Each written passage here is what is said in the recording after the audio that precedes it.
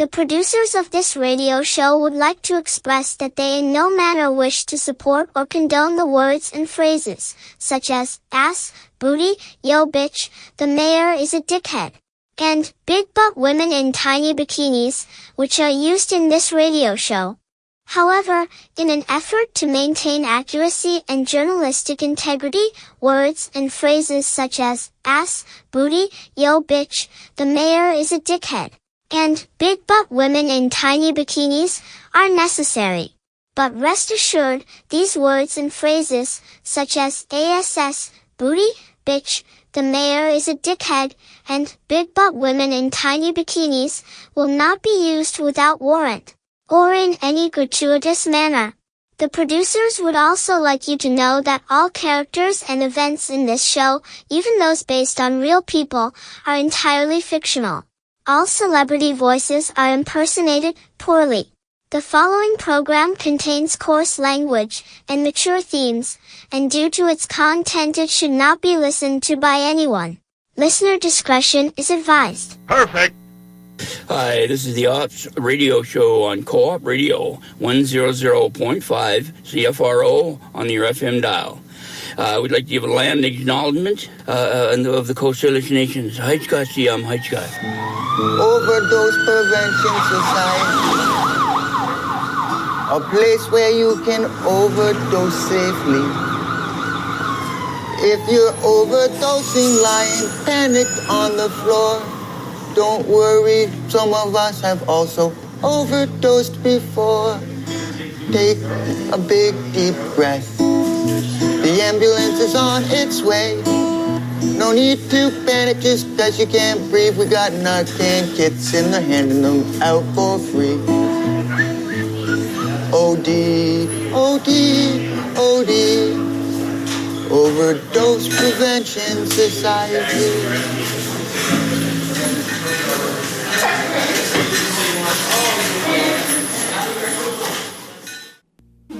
Ops Radio proudly presents Smokey Devil and that show, DTES News and events. All right, you're here with Smokey Devil and Ashtray.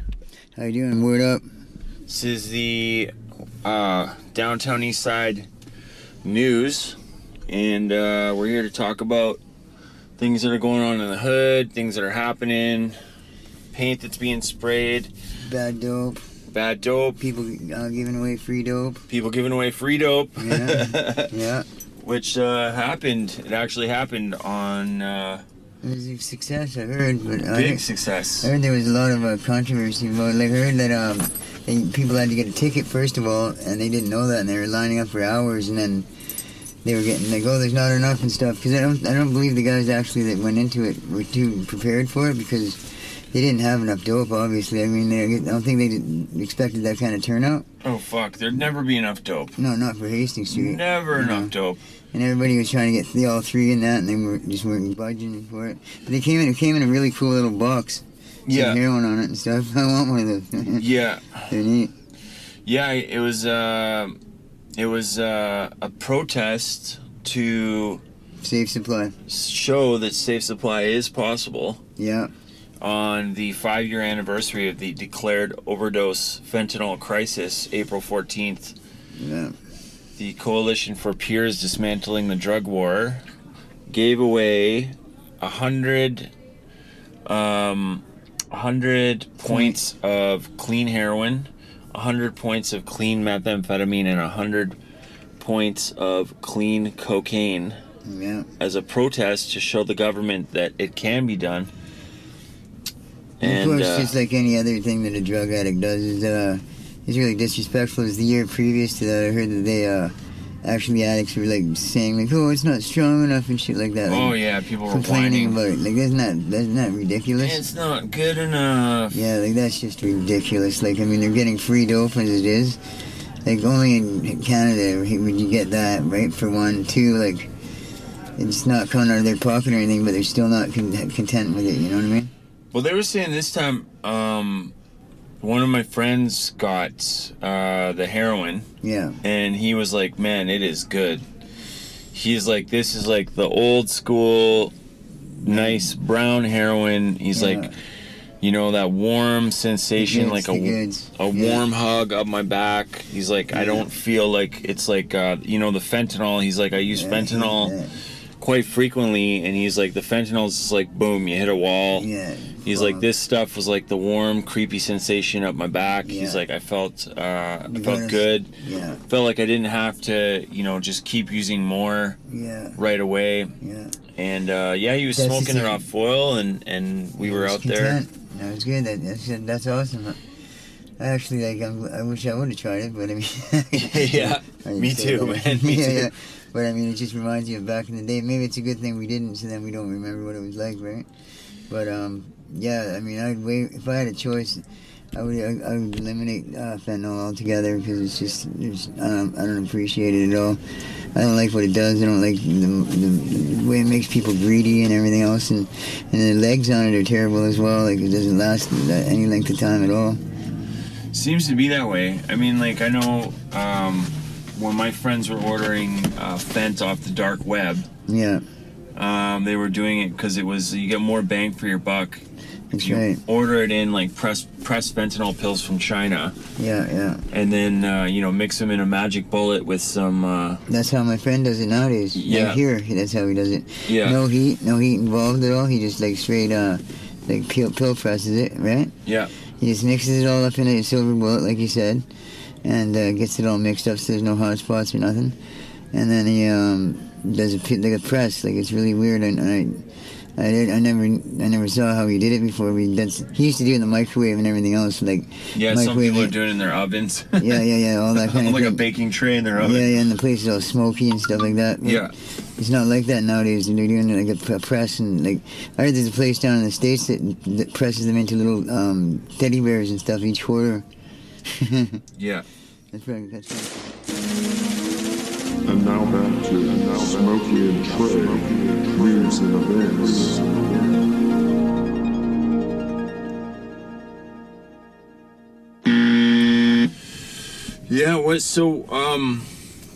On another note, what's up with, what are you doing these days with paint, Smokey? What kind of paints are you, got any murals going on right now? Yeah, well, here at the yard, I got a couple. I just did a badass one right out front here. It says shoot informants, not fentanyl on it, right? That's right. And then I got a couple on this wall that we're doing. This is going to be another historic wall, I think. It's going to be pretty good. All the heavy hitters are going to come out and hit up on it. Yeah, so we're talking about the wall against the Arco Hotel at 99 West Pender. And it's going to be pretty epic. I know the last one we did over at the 62 East Hastings lot, the City of Vancouver Historical Archives came and took photos. So. They did good. That's what I wanted to do. Yeah, which is pretty awesome to think, 50 years from now or 100 years from now, if Vancouver's still around and it hasn't fallen into the ocean, that they'll be like, graffiti writers had a place and they had a community and they were doing things, a long time ago, and now this is part of our culture. Hopefully we're forging the way for graffiti writers. That's it, paving the way, right? To have like a legitimate space and place within our community, right? With like Curtis blowing them when it comes to rap, like you get paving it down. But the thing is a lot of people these days are they're trying to say that the scene is shitty and blah blah blah. Like, maybe to them, but to me it looks like it's becoming more alive than not, I think it's like becoming bigger and bigger every day, It's not so much like it used to be with just like a close-knit amount of people. That now it's like pretty widespread, and also volume spread, like with different types of people too. Like, I mean, like when a lot of those other guys that I've never seen before came up and hit the wall, I thought they were hipsters and stuff. They had big beards and all their art school kids. Yeah. It kind of tripped me out because I think a graffiti art is street art, like homeless guys that live on the street and just they're always at it, living in staircases. Like a form of striking back against oppression. And like speaking your mind and sharing messages on a wall. As long as you do that, it doesn't matter where you're from, as long as you're holding it down correctly. All right, well, we're gonna wrap this up here, Smokey. Thanks for doing the news with me. No problem. And once again, you're listening to Ops Radio on CFRO 99.6 FM. Better than Sea Fox. Better than Sea Fox on your FM dial. Peace. Thank you. Peace. This is the Morgan Davis Minute with your host, Morgan Davis. Hello. Morgan Davis was unable to tape this episode of the Morgan Davis Minute. So anyway, Trey's filling in. Hey, this is Trey, and you're listening to Ops Radio at 100.5 FM CFRO. I'm here with Angel Gates. Angel? Hi, Trey. We're going to talk today a little bit about one of the landmarks on the downtown east side, 159 East Hastings. That is the Balmoral Hotel. It is permanently closed. It was taken over by the city because the slumlords, the Sahota brothers, weren't maintaining it and were taking advantage of the people that were living in it. And it's still there. It's still there, ominously hanging on the 100 East Block. And I wanted to take a minute to talk with Angel Gates about that because she's been around for quite some time. You're saying you've been in the downtown east side since you were 11 years old?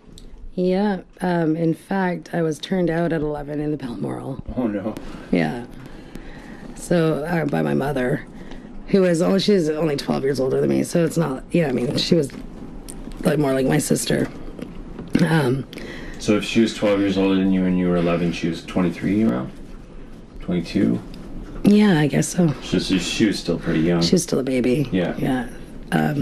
Well, I think at 22 now, like a baby, now that I'm 44.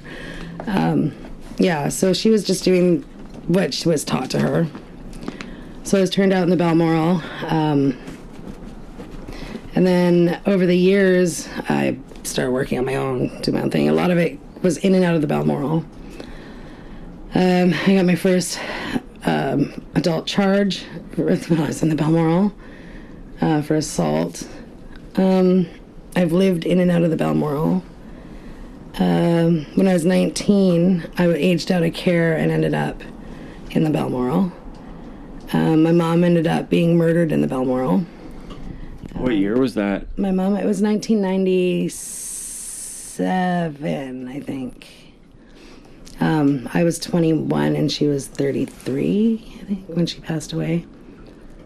So yeah, and then I've ended up living in there, doing drugs in there.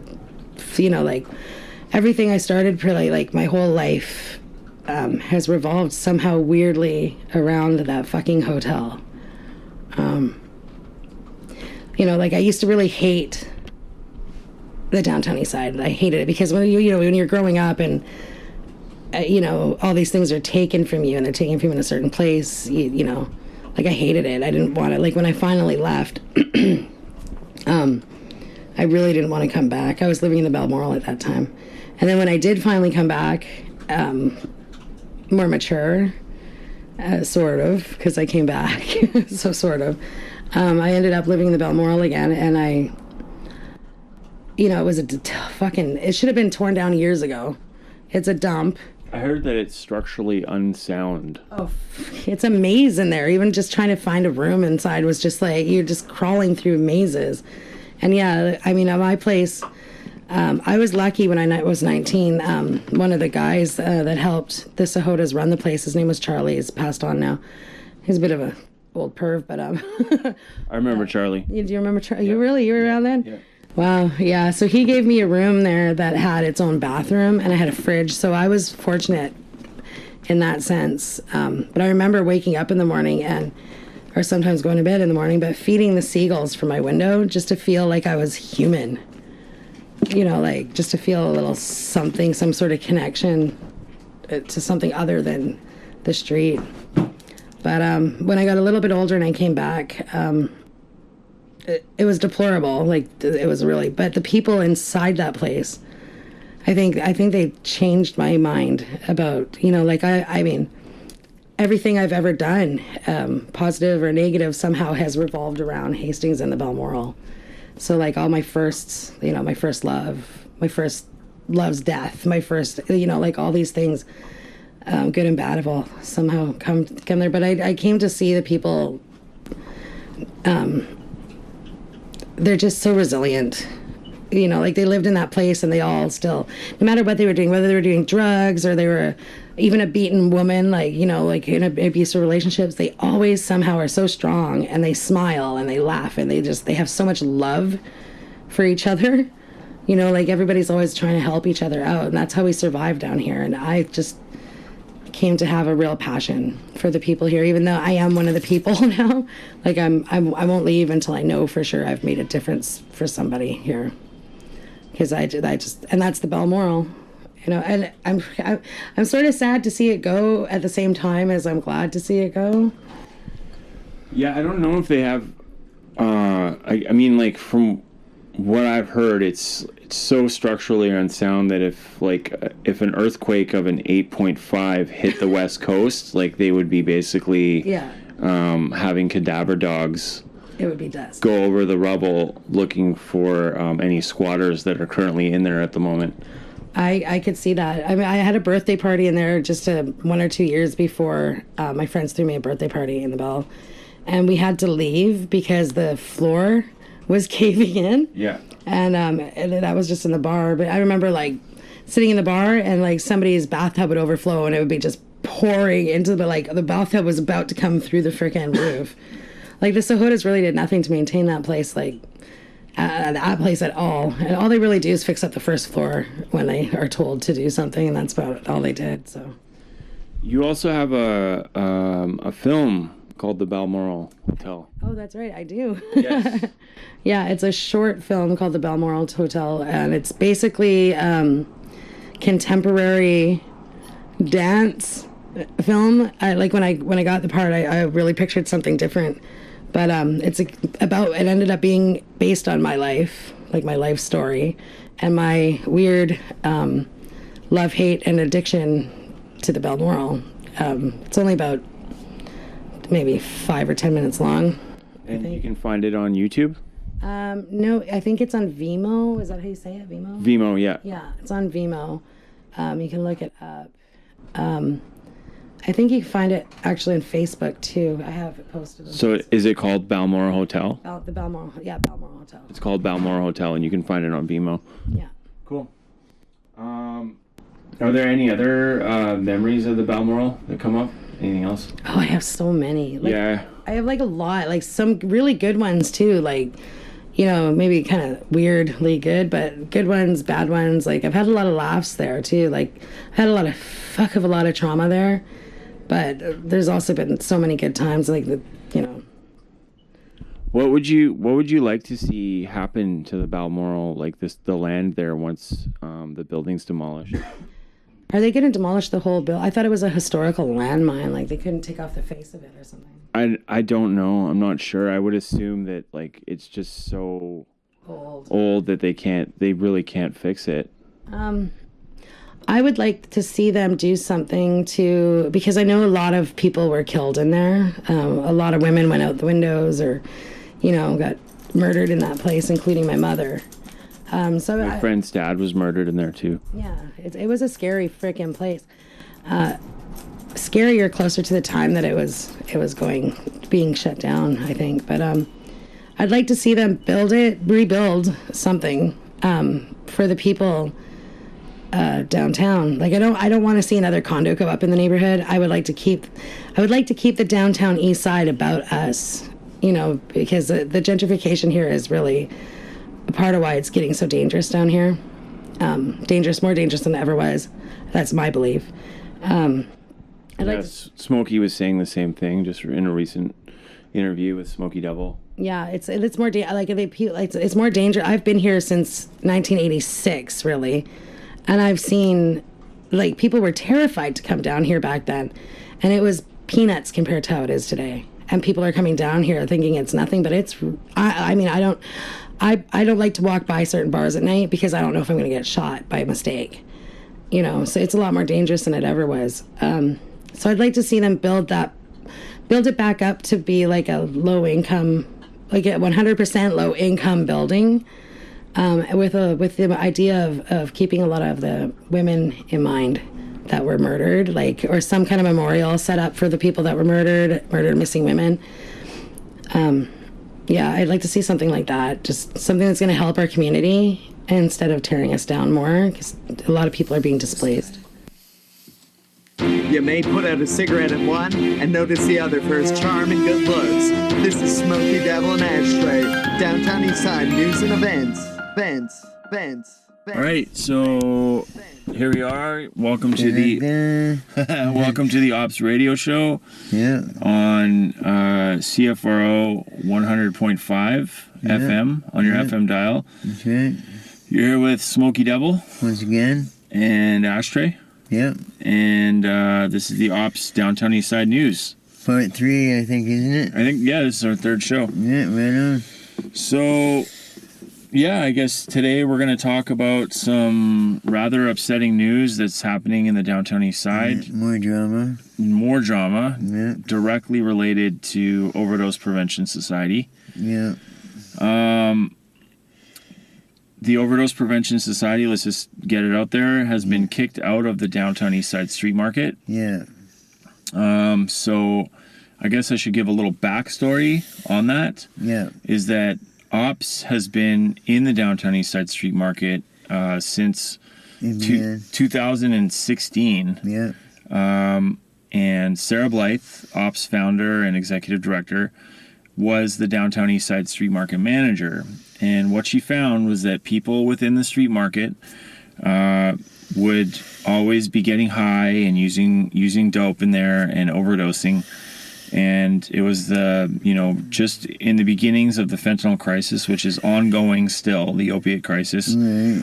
And basically, she said, we got to do something about it right now. And instead of going to the Supreme Court of Canada and getting jumping through all the hoops to get like another SCS supervised consumption site like Insight made. Yeah. She found the loophole, and the loophole was that basically, if we have a medic tent with volunteers and GoFundMe campaign to raise some money, some naloxone kits, that's basically how Ops started, and then it steamrolled from there.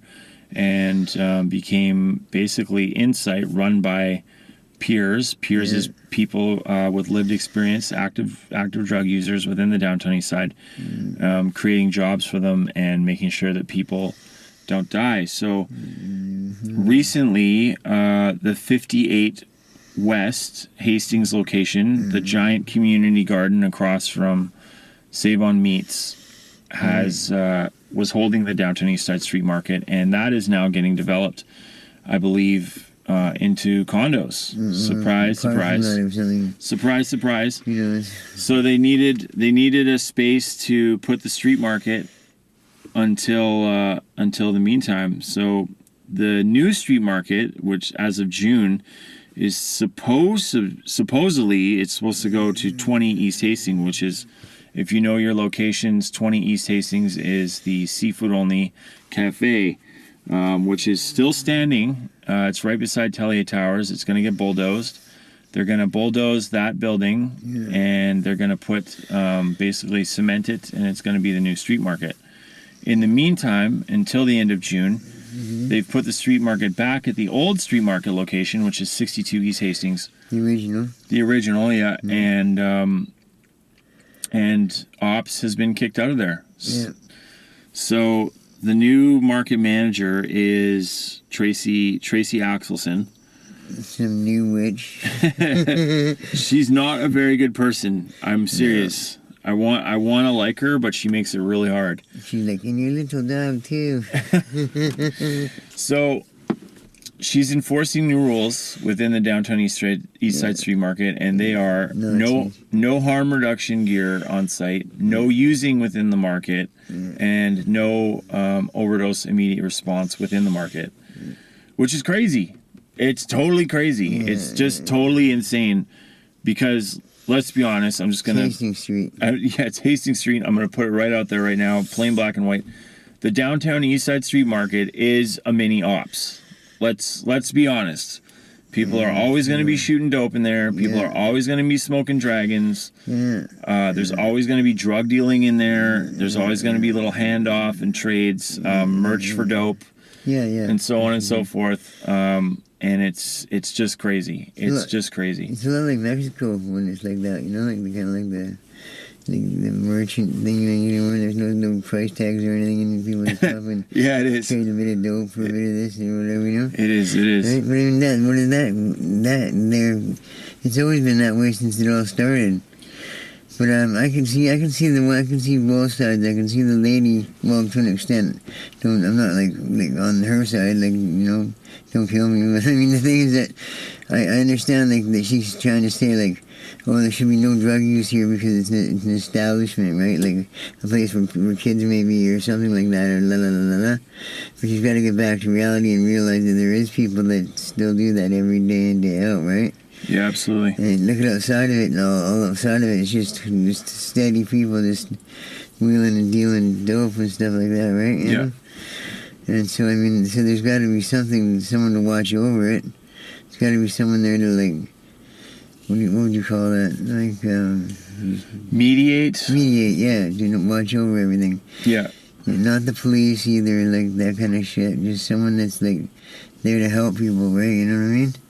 Because otherwise things can get ugly really quickly, right? And if they have no chance of, like, if they had to run all the way back to ops to get it, like, it might not make it, you know what I mean? And that's the reality, Smokey, right? Is like, seconds count in an overdose. Very much. And if the brain is deprived of oxygen for 3 to 5 minutes, you know, you definitely lose some brain cells. You do. And there's a lot worse things than death, and that's being a vegetable. Yeah. You know what I mean? Like, well, I hate to say it, like, I'm not going to say it any names, but because the vegetable thing, that's not what I'm trying to say, but... It's Ted Nugent Ted Foster on Ops Radio at 100.5 FM. And now back to downtown Eastside. Damn it. And now back to downtown Eastside news and events.